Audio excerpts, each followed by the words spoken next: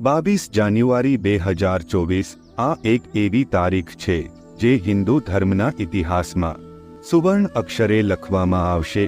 આ પરમ પવિત્ર તિથિએ રામજન્મભૂમિ અયોધ્યાના મંદિરમાં આપણા પ્રભુ શ્રી રામની પ્રાણ પ્રતિષ્ઠા થશે તો આ દિવસનું આમંત્રણ લગભગ દરેકના ઘરે પહોંચી ગયું છે અને દરેક વ્યક્તિ 22મી જાન્યુઆરીએ યોજાનાર કાર્યક્રમના સાક્ષી બનવા માટે અયોધ્યા આવવાની ઈચ્છા રાખે છે। પરંતુ આપણે બધા જાણીએ છીએ કે પ્રભુ શ્રી રામના અભિષેકના સાક્ષી બનવાનો દિવ્ય આનંદ માણવો દરેક માટે શક્ય નથી અને આપણા માનનીય વડાપ્રધાને તમામ દેશવાસીઓને અનુરોધ કર્યો છે કે 22મી જાન્યુઆરીએ ભગવાન શ્રી રામ અયોધ્યામાં બિરાજમાન થાય ત્યારે દરેક વ્યક્તિએ પોતાના ઘરમાં રામ જ્યોતિ પ્રગટાવવી, મીઠાઈઓ વહેંચવી, દિવાળીની જેમ ઉજવણી કરવી। તો મિત્રો, આજના વિડીયોમાં હું તમને બધાને બતાવવા જઈ રહ્યો છું કે 22 જાન્યુઆરીની સાંજે ઘરે શ્રી રામજીના નામની રામ જ્યોતિ કેવી રીતે પ્રગટાવી। લાંબી પ્રતીક્ષા બાદ અયોધ્યામાં રામ જન્મભૂમિ પર રામ મંદિરનું નિર્માણ કરવામાં આવ્યું છે, જ્યાં 22 જાન્યુઆરી 2024ના રોજ પ્રભુ શ્રી રામની મૂર્તિની પ્રાણ પ્રતિષ્ઠા કરવામાં આવશે। માત્ર સ્થાનિક લોકો જ નહીં, પરંતુ વિશ્વભરના લોકો આ દિવસની ઉજવણી કરશે। તેઓ આતુરતાથી રાહ જોઈ રહ્યા છે અને તેના સાક્ષી બનવા માટે અયોધ્યા શહેરમાં પહોંચી રહ્યા છે। આ દિવસને તહેવારની જેમ ઉજવવા માટે દેશભરમાં તૈયારીઓ કરવામાં આવી રહી છે, જેના માટે દરેક ગામ, શેરી અને ઘરમાં ઉજવણી કરવામાં આવી રહી છે। રામ ભક્તો ઘરે ઘરે જઈને આમંત્રણ આપી રહ્યા છે।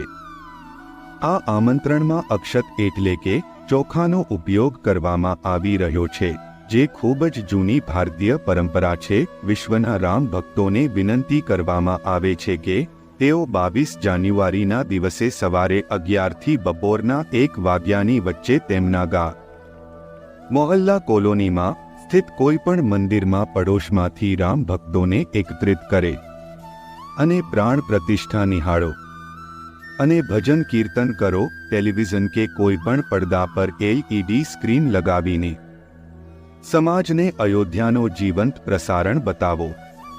અભિષેક કરો, શંખ ધ્વનિ કરો, આરતી કરો, પ્રસાદ વહેંચો। રામ ભક્તો ઘરે ઘરે પીળા ચોખા જ નથી આપતા મિત્રો, તેઓ એક આમંત્રણ પત્ર પણ આપી રહ્યા છે જેમાં લખ્યું છે, તમે અને તમારો પરિવાર અયોધ્યામાં આવો અને ભગવાન શ્રી રામજીના આશીર્વાદ મેળવો। જે રામ ભક્તો કોઈ કારણસર આવી શકતા નથી, તેમના માટે પણ લખ્યું છે, તેઓ જ્યાં પણ હોય તેમના ઘરની સામે દીવો પ્રગટાવો। સાંજના સમયે દિવાળીના દિવસે જે રીતે દરેક વ્યક્તિ દીવો પ્રગટાવીને રોશનીનો પર્વ ઉજવે છે, તેવી રીતે દિવસની ઉજવણી કરવા અપીલ કરવામાં આવી રહી છે। તો મિત્રો, 22મી જાન્યુઆરીની સાંજે તમે આ પૂજા તમારા ઘરના મંદિરમાં કરી શકો છો। ભગવાન શ્રી રામ, લક્ષ્મણ, સીતાજી અને હનુમાનજીને બિરાજમાન કરવા। જો તમારી પાસે મૂર્તિ ના હોય તો તમે તેની જગ્યાએ ફોટો પણ રાખી શકો છો। આટલું કર્યા પછી આપણે ગણપતિજી અને માતા લક્ષ્મીની પણ સ્થાપના કરીશું, કારણ કે જુઓ, આપણા જીવનમાં 2 વાર દિવાળી ઉજવવાની તક 500 વર્ષની રાહ જોયા પછી આવી છે।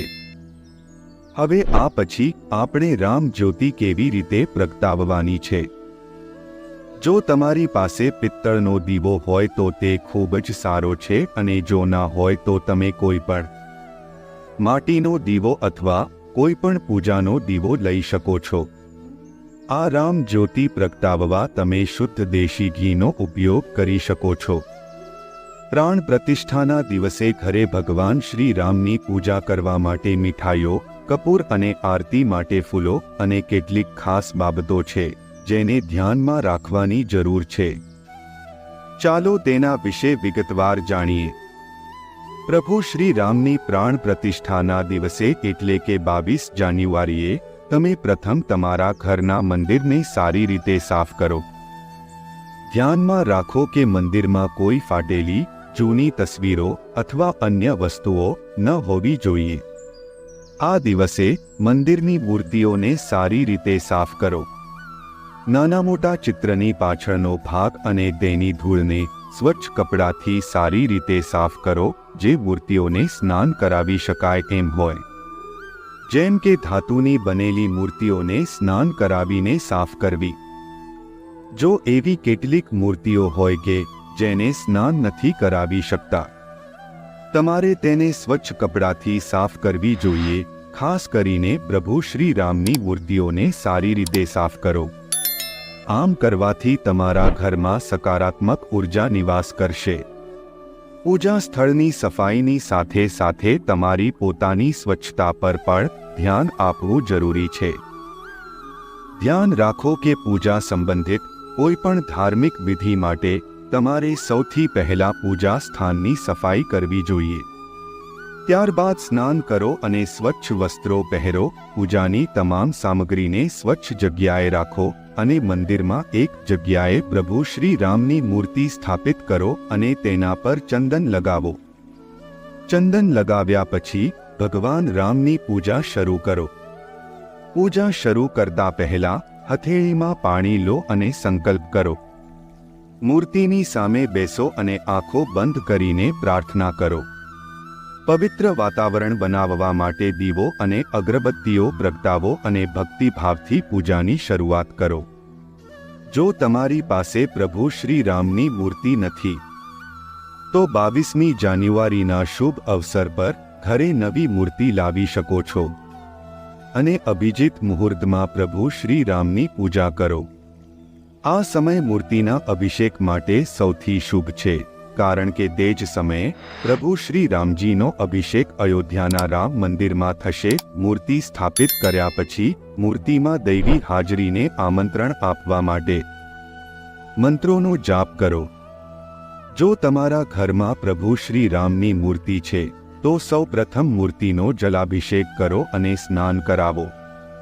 મૂર્તિની સામે ઘીનો દીવો પ્રગટાવી અને ભગવાન શ્રી રામની આરતી કરો. આ દિવસે પરિવારના બધા સભ્યો સાથે મળીને પૂજા કરો, જેના કારણે ઘરમાં સમૃદ્ધિ આવશે અને ભગવાનનું આગમન થશે. તમે પ્રભુ શ્રી રામની આરતી ભક્તિભાવથી કરીને પંચામૃત અને ખીર રામજીને અર્પણ કરો. આખા ઘર અને પરિવારના સભ્યોમાં પ્રસાદ વહેંચો. આ સાથે સાંજે આખા ઘરમાં દીવા પ્રગટાવો અને દિવાળીની જેમ ઉજવણી કરો. આ દિવસે સાંજે મુખ્ય દરવાજા પર દીવો પ્રગટાવો. આ ભગવાન શ્રી રામના આગમનનું પ્રતીક માનવામાં આવે છે. જો તમે પ્રભુ શ્રી રામની પ્રાણ પ્રતિષ્ઠાના દિવસે અહીં જણાવેલી રીતે પૂજા કરશો, તો તમારા ઘરમાં હંમેશા સુખ સમૃદ્ધિ બની રહેશે. જેમ દિવાળીના દિવસે આપણે ઘરમાં દીવા પ્રગટાવીને ઉત્સવ ઉજવીએ છીએ, એવી જ રીતે 22 જાન્યુઆરીનો આ ઉત્સવ આપણે દિવાળીની જેમ ઉજવવાનો છે.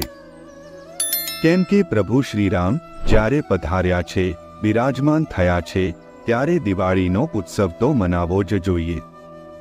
જેવી રીતે આપણે દિવાળીના દિવસે લક્ષ્મી માતાનું પૂજન કરીએ છીએ, એવી જ રીતે 22 જાન્યુઆરીના દિવસે આપણે પ્રભુ શ્રી રામનું પૂજન કરવાનું છે અને આ રીતે દિવાળી ઉજવવાની છે. આપણે જે કંઈ પણ પૂજા વિધિ કરીએ તે મનથી કરવી જોઈએ અને તે દિવસે આપણે કેટલા દીવડા પ્રગટાવવા જોઈએ તે પણ જાણવું જરૂરી છે. એક દીવો પ્રભુ શ્રીરામ માટે અવશ્ય પ્રગટાવવો જોઈએ. તે પ્રગટાવવામાં આપણે શુદ્ધ દેશી ઘીનો ઉપયોગ કરવો જોઈએ અને આપણે જે દીવો પ્રગટાવીએ તે માટીનો બનેલો હોવો જોઈએ. તમારી જેટલી ક્ષમતા હોય તે મુજબ તમે માટીના દીવા લઈને પ્રગટાવી શકો છો. જ્યારે પૂજા સમયે દીવો પ્રગટાવીએ ત્યારે તેમાં ગોળ ઊભી દિવેટ રાખવી જોઈએ. મિત્રો, આપણે પોતાના ઘરમાં જે રસોડું છે તેમાં એક દીવો પ્રગટાવવો જોઈએ.